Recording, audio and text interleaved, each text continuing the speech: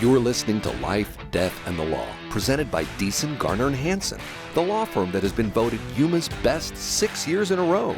It seems like it's not enough anymore to just be right and have a moral compass that points north.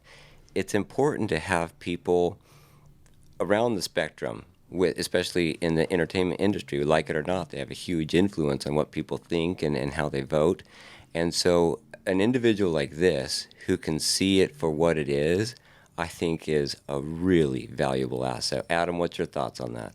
I agree. I think, like Susan said, Bill Maher to me, I never really watched him because he's a little bit too explicit for me. But because of the things that you've shown me, Shawn, we've been watching him together, and the things that we watch, he's kind of, I think, as that line moved from center left to far left, he stayed where he was, and now it looks like, he all of a sudden is more of a middle of the ground, Democratic-leaning individual, as opposed to he used to be probably thought of as far left. Yeah, but that line has moved so far left that it's like, oh, Bill Maher is actually not too bad. Mm-hmm. His ideals are probably pretty close to mine.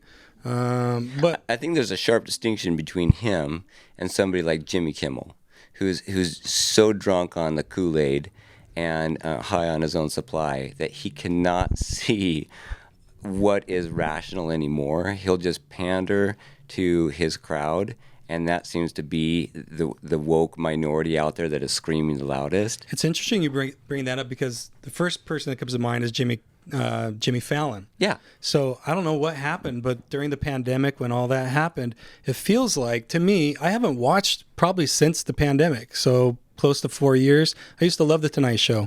I love Jimmy Fallon. I still like the guy, but I can't watch The Tonight Show because I feel like I'm being fed some narrative that he's being told to tell me.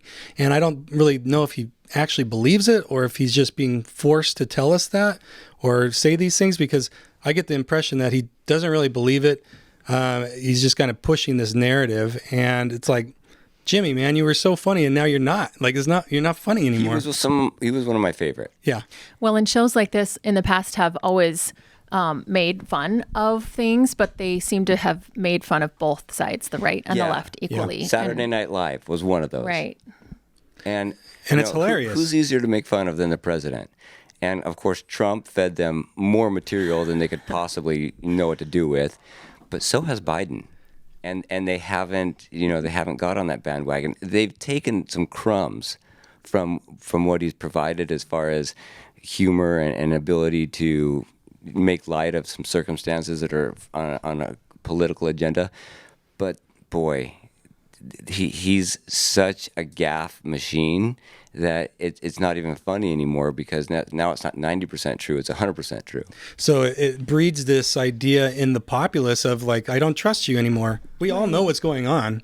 It's like, we know that Biden's lost his marbles. We know that, but you're not showing us, you're not making fun of him like you should be. Like, we all make fun of him to each other in our own private circles, but you're not doing it on a national scale. So it breeds this idea of like, well, we don't trust you because you're trying to protect him. That's the feeling I get. If you would just come out and make fun of the guy or make jokes about both sides, then we'd be more inclined to trust you and what you're presenting to us. But I think because I feel like they're hiding stuff or they're trying to protect people that they want to protect, then it loses my trust. And then I just tune out. I don't care anymore.